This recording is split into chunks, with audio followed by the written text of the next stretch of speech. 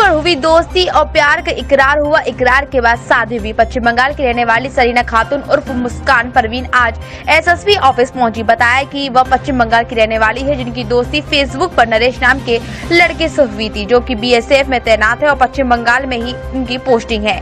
मुस्कान ने बताया कि प्यार की खातिर धर्म परिवर्तन कर सरीना खातून से मुस्कान परवीन का नाम लिया और आर्य समाज मंदिर में शादी भी की।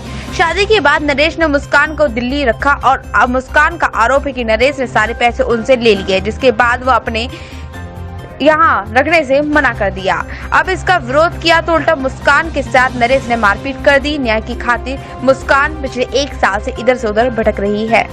मेरी नाम मुस्कान परवीन है और मेरे पति का नाम नरेश है, नरेश चंद्र उर्फ अजय चंद्र। वो मेरे से प्रेम विवाह किया है। अब वो मुझे रखने के लिए इनकार कर रहे हैं। जब कैसे की? और आप रहने वाली कहाँ की है? मैं वेस्ट बंगाल की हूँ और उनकी भी पोस्टिंग वेस्ट बंगाल में है। मुझे वहाँ से लाके दिल्ली में रखे थे और दिल्ली में रखने के बाद मेरे धर्म चेंज करके परिवर्तन करके वो मुझसे शादी की है। अब शादी करने के बाद मेरे से पैसे भी लिए हैं। शादी मेरी हुई थी जनवरी 2027 को मेरी शादी हुई थी।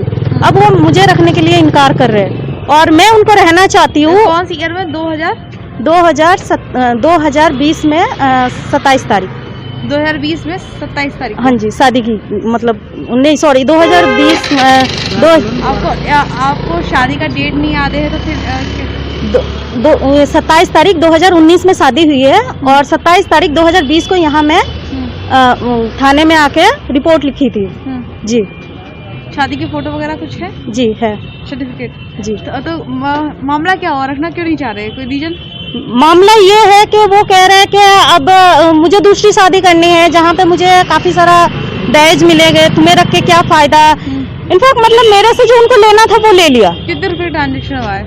मैम मेरे बैंक से 2,27,000 रुपया ट्रांजैक्शन हुआ है, बाकी उन्होंने कैश लिए थे। आपके पास इतना पैसा कहाँ से आया?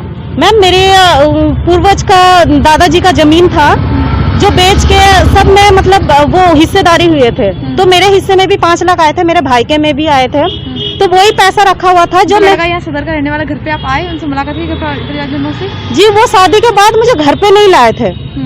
वो मुझे घर पे नहीं लाए थे। उन्होंने कहा कि मैं सरकारी जॉब करता हूँ और अचानक से हमने ऐसे शादी की है बाहर किसी को बिना बताए, तो घर पे एकदम में से लाएंगे तो अच्छा नहीं लगेगा, तो घर बना लेते हैं, उनके बाद रीति रिवाज से हम आपको लेके आएंगे, सबको पता चलेगा तो वो सही रहेगा। थाने में आपने एफआईआर करी है? किस चीज को लेकर एफआईआर करी है? मैम इस चीज को लेके कि मैं उनसे 2020 में 26 तारीख को उन्होंने मुझे बुलाए थे, मैं आई थी कि चलो आ जाओ तुम, हम देखते हैं तुम्हें पैसा कौड़ी देंगे या रखेंगे, कुछ भी करेंगे। मैं जब यहाँ आई तो इन्होंने तो एक तो घर में घुसने नहीं दिया, उनके बाद मुझे बाहर लेके गए और बाहर लेने के बाद मुझे गंदी गंदी गालियाँ दी, मारपीट किया मेरे साथ और वो छोटे बंदूक होते हैं वो मेरे कनपट्टी में लगा के मुझे कह रहा है तू यहाँ जान से जाएगी या तू भाग ले। तो वेस्ट बंगाल से आप यहाँ पे आगरा में कब से रह रहे हो आप? मैम मैं आगरा में नहीं रहती हूँ, मैं कार्रवाई करने के लिए आई हूँ क्योंकि पिछले साल मेरे यहाँ पे मारपीट हुई है, इसकी वजह से मैं कार्रवाई करने आई हूँ। ठीक है। लेटेस्ट खबरों से जुड़े रहने के लिए देखें हमारा YouTube चैनल, करें लाइक, शेयर, सब्सक्राइब।